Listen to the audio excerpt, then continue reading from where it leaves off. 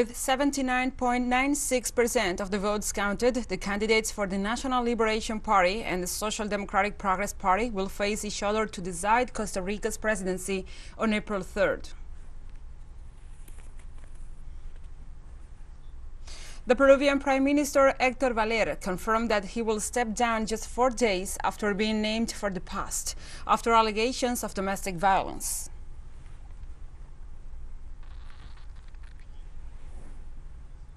The head of the United Nations Assistance Mission in Afghanistan voiced grave concerns over the situation of disappeared women activists in the country.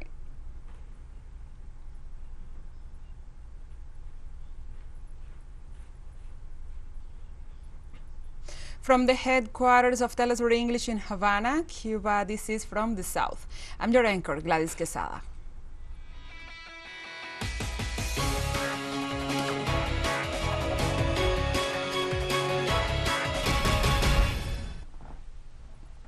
We begin in Costa Rica as the runoff has been redefined after the candidate for the Social Democratic Progress Party, Rodrigo Chaves, surpassed Fabricio Alvarado of the New Republic Party in the second place.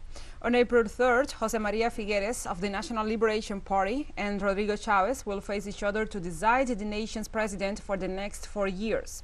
With 79.96% of the votes counted, Figueres leads the electoral race with 27.29%.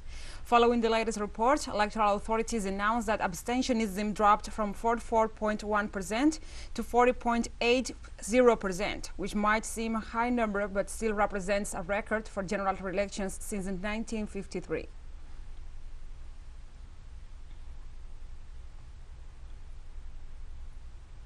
Regarding the general elections in Costa Rica, the General Director of the Electoral Office, Héctor Fernández Masis, offered a balance of the development of the voting process, in which he expressed the satisfaction of the electoral body for not having any reports of any kind of incidents related to the voting system so far. Very good afternoon at this time. With less than 2 hours to go before the polls close, we are very pleased to know that we have had no incidents regarding the incorrect operation of polling stations or regarding any type of situation that may jeopardize the access to the voting centers or regarding the guarantees of the election. In the same way, Fernández Masis offered a report of this Sunday's election day in relation to the turnout of voters and the compliance with the biosecurity measures within the framework of the COVID-19 pandemic. Throughout the day, in fact, like the ones we have already mentioned in the morning, which have to do with the lines that may be standing in some voting stations. For example, in the afternoon, we have had reports of a great number of people in several centers in the canton center of Heredia and in the canton of San Rafael of Heredia, among others. We have been sending our officials to reinforce several electoral agents in these places where we are having reports of a lot of flow. Let us also remember that there are officials from the Ministry of Health who have been collaborating in monitoring. I believe there are more than 700 officials who have given us reports that in some places there are already shortages of supplies such as alcohol, gel and others, soap and also overcrowding. We do have a serious... This Sunday, amid general election process, President Carlos Alvarado Quesada greeted Costa Rican people and praised the good developments of voting through his social media. Outgoing President Alvarado Quesada from Citizens Action Party wrote on his Twitter account to congratulate Costa Ricans for the election process that went very well during this February 6. He described it as an exceptional democratic day.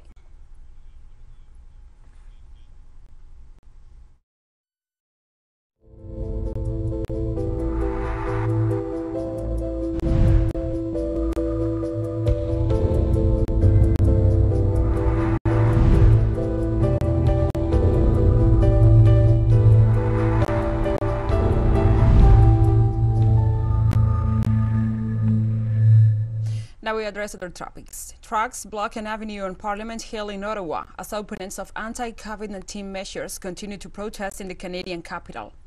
The ongoing truckers' protest in the Canadian capital is out of control, said Ottawa's Mayor Jim Watson on Sunday, announcing a state of emergency as the city centre remains blocked by opponents of anti-COVID measures.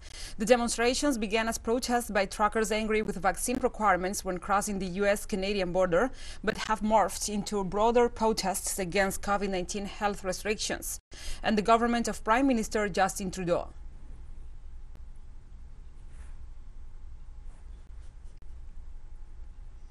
Indian authorities approved the use of Russian immunizer against COVID-19, Sputnik Light. Sputnik Light has already been registered in more than 30 countries around the world, with a total population of more than 2.5 billion people vaccinated, according to the Russian Direct Investment Fund, RDIF. Last January, the results of a study conducted by the Sputnik Institute in Italy under laboratory conditions showed that booster immunization with the Russian single-dose drug is one of the best solutions for extending the protection period of another antivirus vaccines.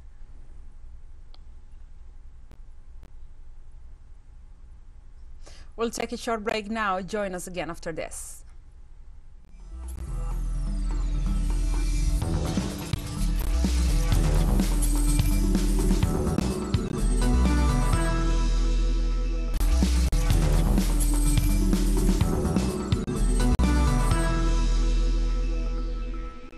Welcome back. Hundreds of migrants, including women and children, were evicted from a camp that was set up almost a year ago in the Mexican state of Tijuana. The operation to relocate migrants who had taken over an area known as El Chaparral began at 5 a.m. and involved dozens of elements from different security forces, including the National Guard. More than 400 people were evacuated, some in buses and others on their own.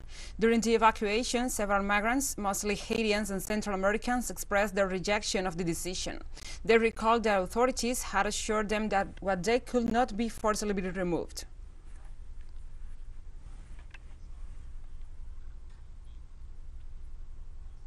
The Peruvian Prime Minister Héctor Valer confirmed that he will step down just 4 days after being named for the post, after allegations of domestic violence. On Friday, President Pedro Castillo said he will reshuffle the cabinet again after just 3 days amid widespread condemnation of his opponent and appointment of Valer as prime minister. The head of state must now name his fourth cabinet in just 6 months in office as the country teeters off the brink of a leadership vacuum, and there are calls for the former rural primary school teacher to resign.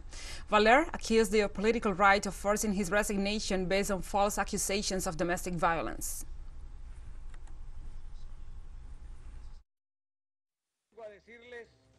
I come to tell you that I accept the defeat spread by the newspapers of Peru that belong to a group and that they, at the same time, are linked to the extreme right wing that built an image of an abuser and a violent person of this combatant. They have wounded a premier, and that is why he is retiring to his headquarters to heal his wounds when the people want. I have submitted a letter of resignation to the President of the Republic, and I recognize my defeat. But my defeat from the front pages of newspaper built on false facts. In Venezuela, the Supreme Court of Justice, the TSJ, ordered the imprisonment of citizens linked to the irregular group Tancol, which operates in a poor state. The sanction applies to 22 individuals who were apprehended by members of the Bolivarian National Armed Forces for being part of structured organized crime groups and armed groups linked to drug trafficking from Colombia. The justice agencies charged the detainees with terrorism, criminal association, possession, and illegal arms trafficking.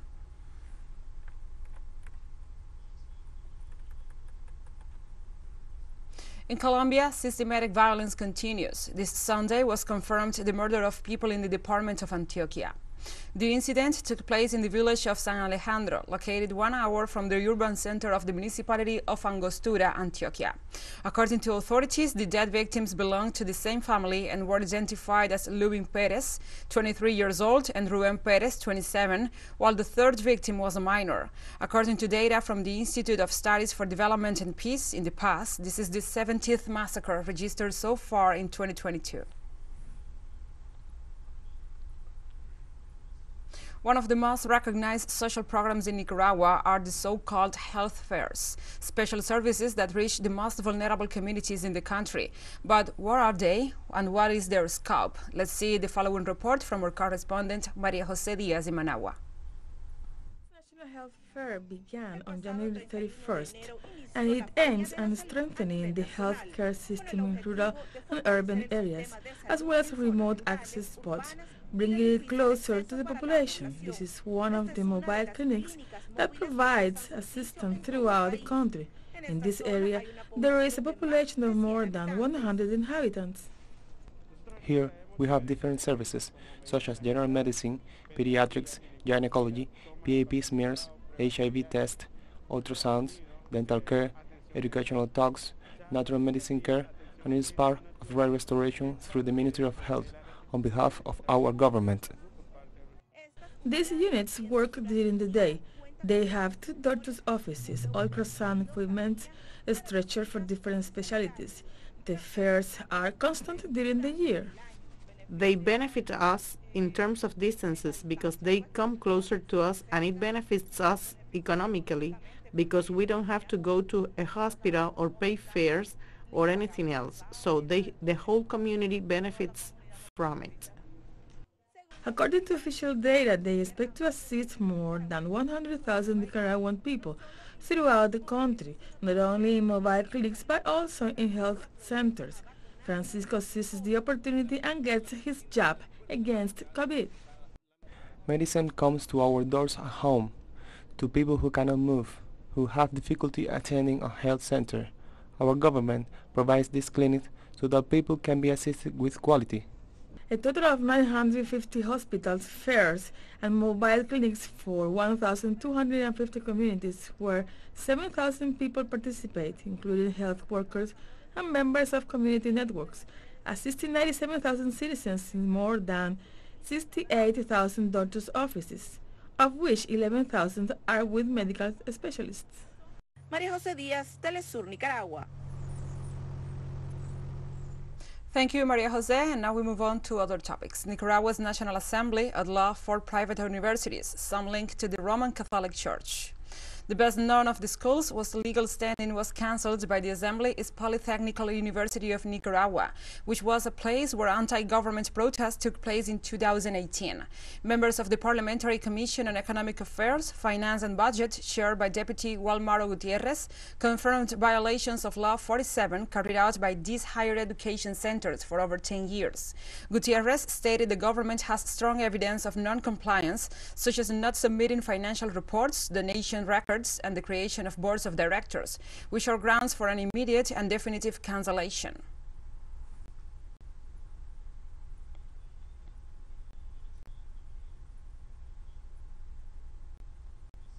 Honduras' new president, Xiomara Castro, granted amnesty to many officials who served in Manuel Zelaya's government more than a decade ago. The measure was approved on Thursday by the legislature led by Luis Redondo. It was published on Saturday in the official gazette, which gave it force of law. The unconditional amnesty is for officials who served in her husband's government and those who were imprisoned for demonstrating against the re-election of President Juan Orlando Hernandez in 2017. Xiomara Castro replaced Hernandez, who left power dogged by allegations of drug trafficking and corruption in a country where at least 60% of the 10 million inhabitants live in poverty.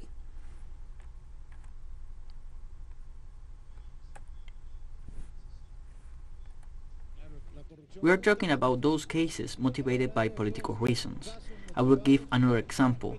On June 27th, all the government officials of President Zelaya's administration at that time were government officials. The next day, there was a coup d'etat, and they were persecuted. They were outcasts. The amnesty law applies in these cases for those involved in political persecution. And we have more news coming up after a final short break, so stay with us.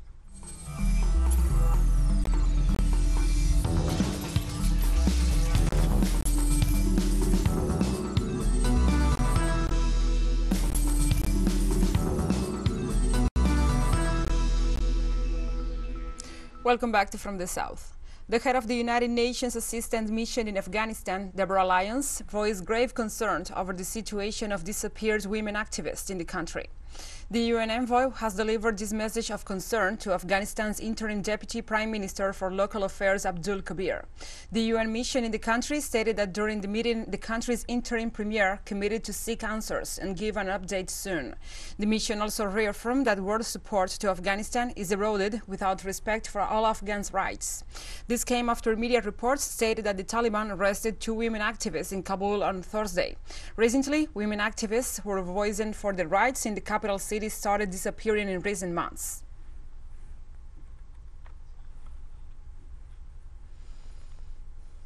In Addis Ababa, Ethiopia, the African Union closed its 35th edition of the annual summit, condemning a recent wave of military coups that has seen an unprecedented number of member states suspended from the bloc.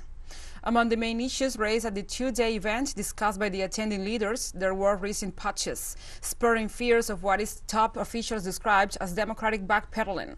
At the moment, Burkina Faso became the 4th country to be suspended by the AU. Guinea, Mali and Sudan are also currently suspended.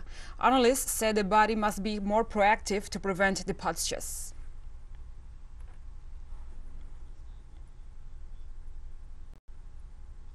Supporters of Tunisia's President Kais Saied took the streets to their country's capital, Tunis, on Sunday. The large show of support for the president came after this overnight announcement that he was dissolving Tunisia's Supreme Judicial Council. The council oversees the independence of the judiciary and their conduct, but President Saied has claimed it is corrupt and has been in dispute with it for months. Sunday's march was timed with the 9th anniversary of the assassination of a left-wing opposition politician, Chokri Belaid. The 2013 killing of Belaid outside his home and the slaying 6 months later of another left-wing leader, Mohamed Brahim, plunged Tunisia into a deep chaos from which it was yet to emerge. No one has been convicted in either case. They have been manipulating the file for 9 years with the aim of hiding the truth and concealing the evidence of involvement of Ennahda leaders. Until we have dissolved the CSM, we will never have the truth. A large number of judges who are on the council work for Ennahda. It doesn't suit them if the truth comes out. With the dissolution of Judicial Council, who will be left? Only the judges who have integrity and boldness, and it will be their responsibility to reveal the truth. In Russia, officials said that recent speculations in Western media about the country's alleged invasion to Ukraine represent a crime against the planet and against democracy. In this regard, the spokesperson of the Foreign Ministry, Maria Zakharova, stated that the current media speculation imposed to promote the thesis of an invasion to Ukraine may represent a smokescreen to divert attention from the West's aggressions against Moscow. The statements come at the time when Ukrainian authorities dismissed the possibility of a conflict and affirmed their willingness to address tensions diplomatically, in view of the persistence of prevailing opinions that an armed conflict is imminent. The government of Azerbaijan denounces armed attack against civilian and military facilities of the Army of Armenia. According to the Ministry of Defense of Azerbaijan, the armed forces of Armenia fired without any reason against position of Azerbaijan troops in the village of Gapanli in the Tartar region. The attack began at midnight and continued until 2 o'clock in the morning local time this Sunday. The conflict between these regions dates back from the separation of Armenia and Azerbaijan from the then Union of Soviet Socialist Republics, after territorial disputes broke out between the two nations.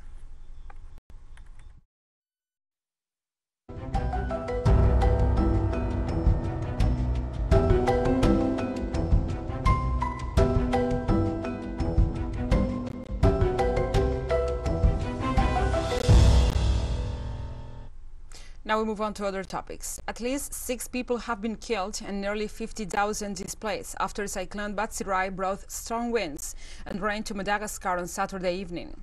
Batsirai, the second major storm in 2 weeks, made landfall on the east coast, with gusts of wind of 235 kilometers per hour and high waves hitting coastal areas. Whole villages are reported to be almost completely destroyed. The cyclone has now weakened. Meanwhile, residents of Nanjarani, the nearby towns of Mankara and Rica, report that the cyclone has caused widespread damage by blowing the roofs of homes, knocking down trees and utility poles, making roads impassable and flooding many areas.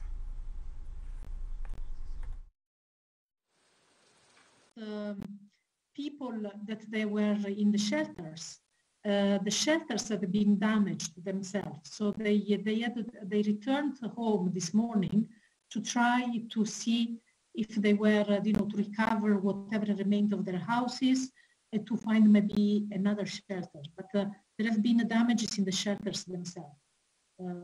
So we, as WFP, we are trying to support mainly with the, as you know, for food assistance, for logistics. So we have been hand on hand with the national authority to support them with all logistic elements. And Senegal won the African Cup of Nations for the first time on Sunday, prevailing over Egypt, the dominant team throughout the tourney, in a final penalty kick clash after a scoreless draw in regulation time at Olembe Stadium in Yaoundé, Cameroon. Egypt, having won the Africa Cup 7 times before, although the last one, the one was in Angola in 2010, was unable to break Senegal's defense throughout the match. But Senegal found themselves in the same position, although they controlled the pace of the play for much of the 33rd edition of the final contest, prior to a late push for the rivals.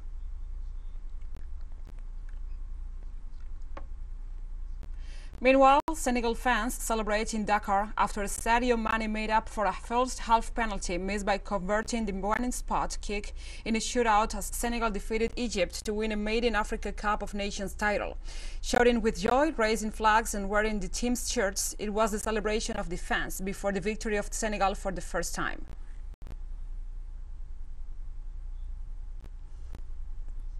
And we have come to the end of this news brief. But remember, you can find this and many other stories on our website at telesurenglish.net. And also, if you feel so inclined, please join us on social media for all the latest news. We are on Facebook, Twitter, Instagram, and Telegram. For TeleSUR English, I'm Gladys Quesada. Thank you for watching.